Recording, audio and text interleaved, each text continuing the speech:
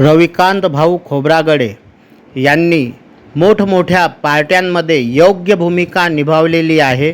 आज महाराष्ट्रातील शिवसेनामध्ये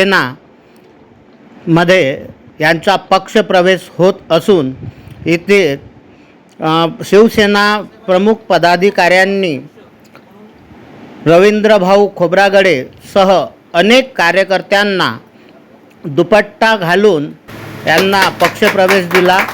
तसेच कामगार नेते विदर्भाकरिता यांना नियुक्त करण्यात आले. यावेळी हजारोच्या संख्येने कार्यकर्त्यांनी एकनिष्ठेने शिवसेनामध्ये प्रवेश घेतला. यावेळी रविकांत भाऊ खोब्रागडे यांना अनेक शुभेच्छा देण्यात आल्या. तसेच पार्टीतील मुख्य पदाधिकाऱ्यांनी व नेत्यांनी रविकांत भाऊ खोब्रागडे यांना फोनद्वारे शुभेच्छा दिल्या. याच प्रसंगी आज रविकांत भाऊ खोब्रागडे यांना पार्टी प्रवेश देत जबाबदारी देण्यात आली. सुनील तायवाडे,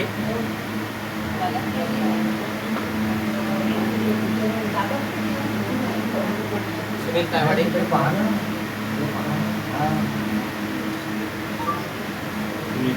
सुनील तायवाडे,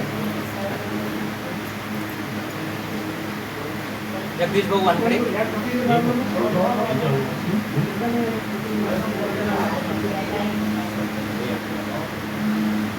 सुनील लवाते,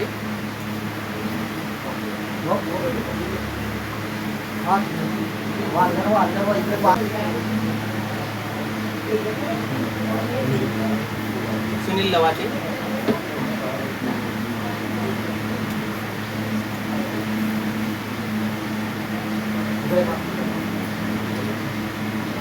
आणि मोहम्मद शाकिर अन्सारी.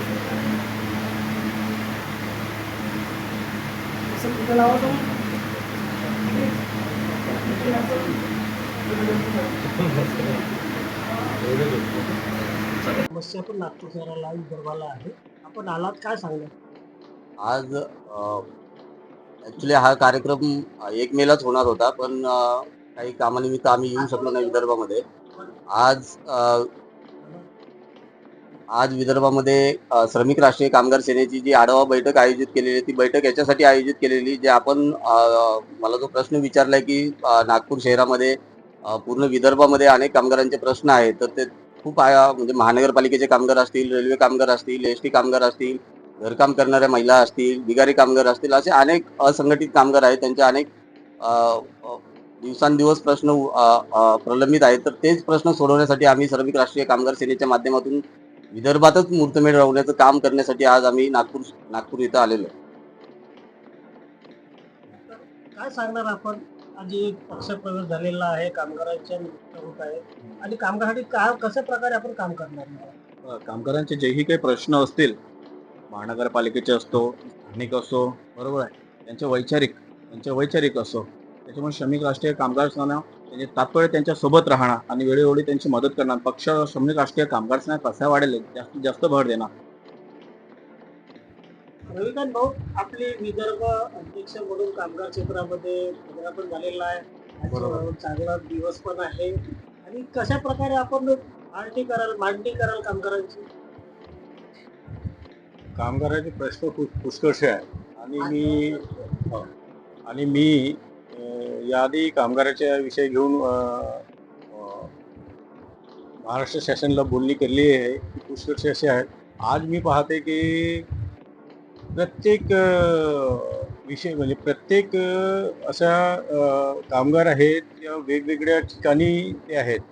या शासकीय कामगार कर्मचारी असो की अशासकीय निमसरकारी हो किंवा अशासकीय कर्मचारी हो, हातमजुरी हो किंवा कुठल्याही आपण जिथे जातो तर कामगारांचा प्रश्न म्हणजे सर्वात मोठा आहे की त्यांचा वेळ 12 घंटे, कुठे 16 घंटे ते कर्मचारी काम करतात. तो एक प्रश्न आहे. त्यांच्या समोर जे ग्रॅज्युएटीचे संबंध आहे तोही पुष्कळ कामगारांना टाळमटाळ करतात कंपन्यावाल्या.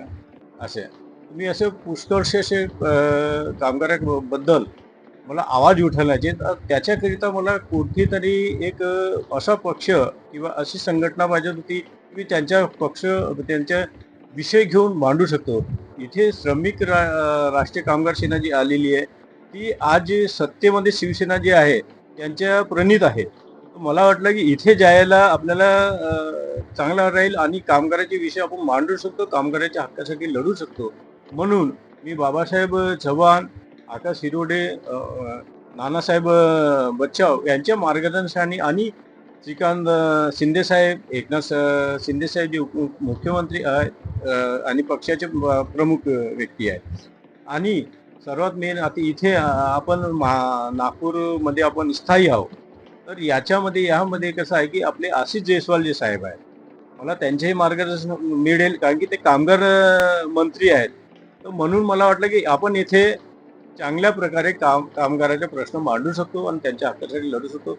म्हणून खूप विचार करू, कारण की शिवसेनेमध्ये जायचं म्हणजे आमच्या पुरा समाज, आमच्या पुरा इकडं त्यांना बंड करून जायचं आहे. कारण की 100% म्हणजे पुष्कळचे सवाल, पुष्कळचे प्रश्न मला येतील उद्यापासून.